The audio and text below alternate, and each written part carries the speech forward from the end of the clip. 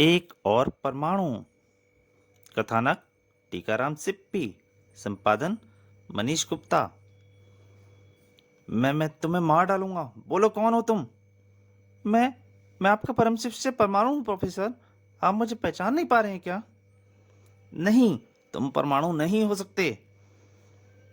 क्या प्रोफेसर सचमुच परमाणु को नहीं पहचान पा रहे थे, या फिर परमाणु परमाणु नहीं था? तो फिर कौन था वह? घटनाओं की शुरुआत तब हुई जब राजनगर बड़ा स्टेडियम में खबरदार शहरी के सम्मान में सम्मानित किया जा रहा था परमाणु को। खिताब का सम्मान लेकर उड़ चला परमाणु, परंतु उसके कुछ ही मिनट पश्चात परमाणु आ रहा है। अकस्मात देखने वाले उसे अजीब सी नजरों से देख रहे थे। क्या बात है, आप लोग इस तरह क्यों देख रहे हो? आपने ही तो मुझे सम्मानित करने के लिए बुलाया था। एक और परमाणु? तुम परमाणु हो तो फिर वह कौन था?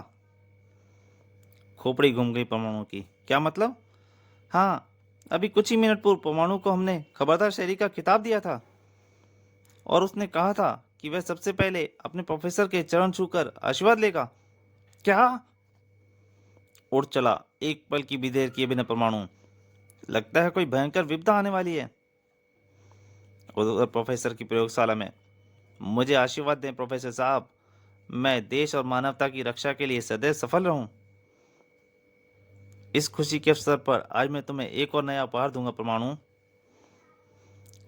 वो प्रोफेसर एक टॉर्च निकाल रहे थे। यह क्या है? टॉर्च? ये मामूली टॉर्च नहीं है। इसकी रोशनी बर्फीली पहाड़ियों को क्षण भर में पिघला कर रख सकती है। यह लो, आज से इसका प्रयोग तुम मानवता की भलाई करने में करोगे। मैं वचन देता हूँ प्रोफेसर।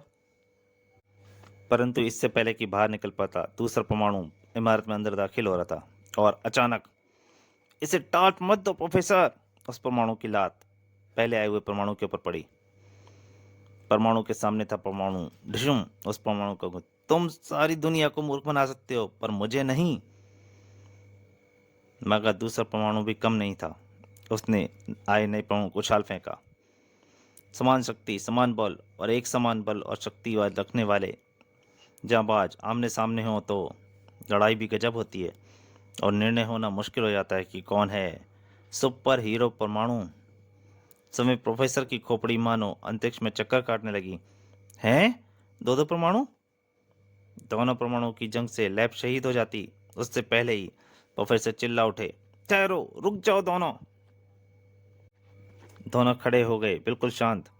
बोलो, तुम में से कौन असली परमाणु है? प्रोफेसर, आप मुझे नहीं पहचान रहे अपने परमाणु को? नहीं, यह झूठा है प्रोफेसर साहब। यह परमाणु नहीं हो सकता। आप हुक्म दें, मैं इसे अभी समाप्त कर देता हूँ। परमाणु के रूप में नीचे इंस्पेक्टर विनय होना चाहिए। अपनी अपनी पोशाकें उतारो, अभी पता चल जाएगा असली नकली का। दोनों उतारने लगे परमाणु वाली ड्रेस। अब तुम्हारा असली चेहरा नजर आएगा तो मैं तुम्हें चखाऊंगा स्वाद कि परमाणु बनना कितना महंगा पड़ेगा।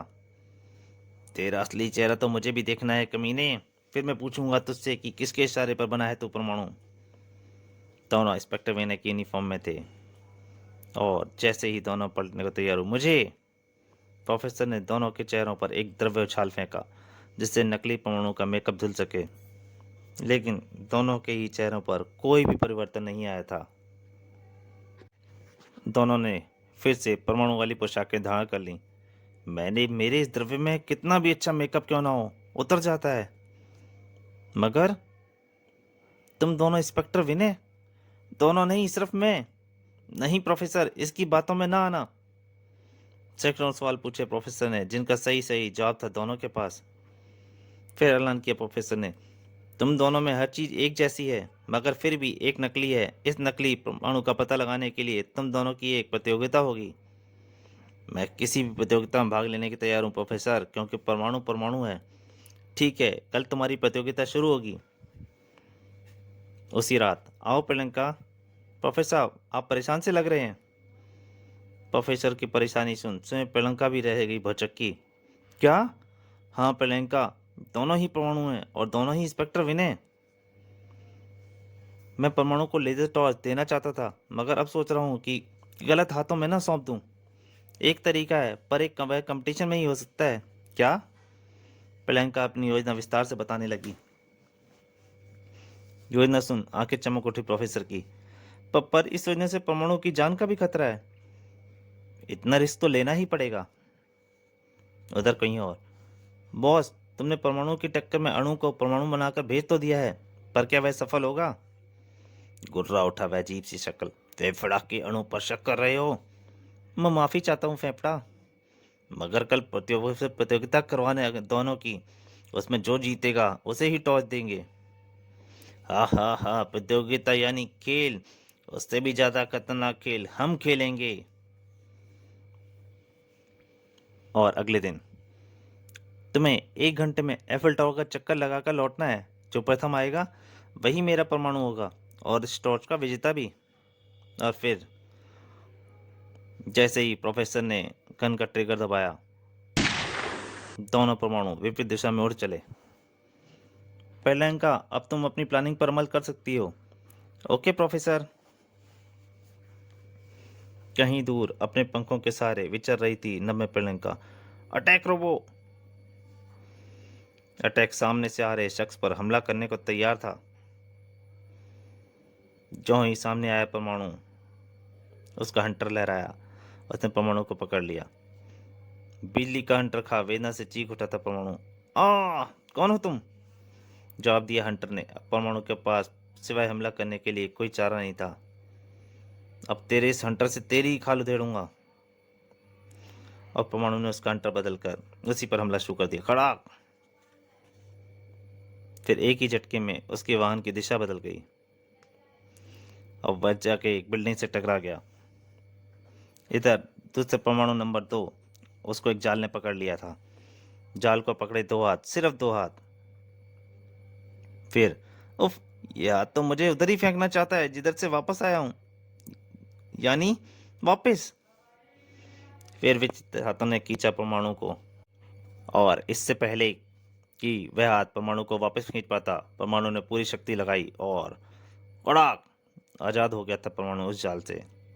तत्काल परमाणु किरणों से नष्ट कर दिया उसने उस विचित्र हाथ को। एक भयानक विस्फोट हुआ, और एक अनजान जगह पर अपनी फोर्स पे जो अणु के रास्ते में आने वाली हर रुकावट का सामना करो। वह भी मगर ये रुकावट में डाल कौन रहा है, वह भी पता लग जाएगा। फेफड़ा की फोर्स चल दी अणु की मदद के लिए। अब हमें देखना है कि कौन अणु है और कौन परमाणु। उधर परमाणु नंबर 1। उफ, सिर्फ आधा घंटा रह गया। एफिल टावर अभी काफी दूर है, कहीं कोई और मुसीबत ना खड़ी हो जाए। मुसीबत का नाम लिया था और मुसीबत हाजिर। ये क्या, बैटमैन? उसके ऊपर बहुत सारे बैटमैनों ने हमला कर दिया था। बैटमैन फोर्स ने घेर लिया था उसे। तो लेजर किरण, प्रोफेसर ने अपने ही परमाणु की परीक्षा लेने के लिए कैसे कैसे लोग तैयार किए हैं। लेजर किरणें लपलपाती हुई बढ़ रही थी, और हवा में गोते लगाता परमाणु समय को बचा रहा था, जबकि दूसरा परमाणु भी घिरा था बैटमैन फोर्स से, और लेजर किरणों के जाल में बुरी तरह फंस चुका था वह।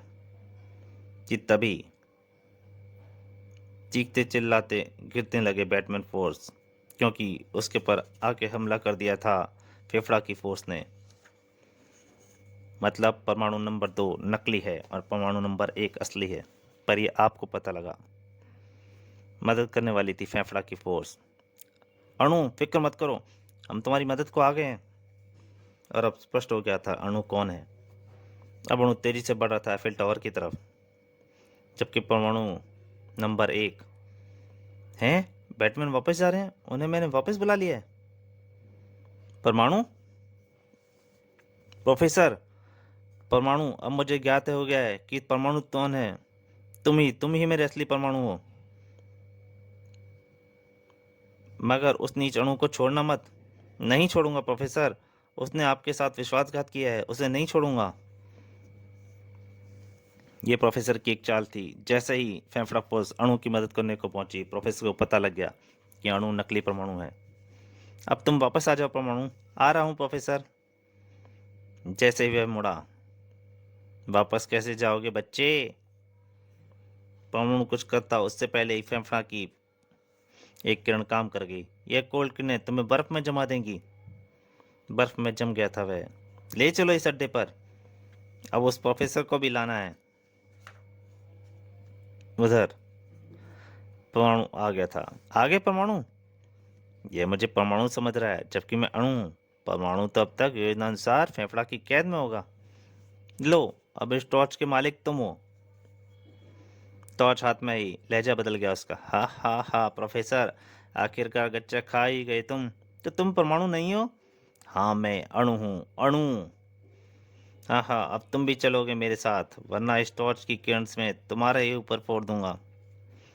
मजबूर हो गए थे प्रोफेसर। परमाणु कहाँ है? वह क्यों नहीं लौटा? लौटेगा भी नहीं, क्योंकि अब तक फेफड़ा उसे कैद कर चुका होगा। तो दोस्तों, एक और परमाणु का पहला भाग यहीं तक। इसके दूसरे और अंतिम भाग में जल्दी आपके सामने हाजिर होऊंगा। तब तक के लिए नमस्कार।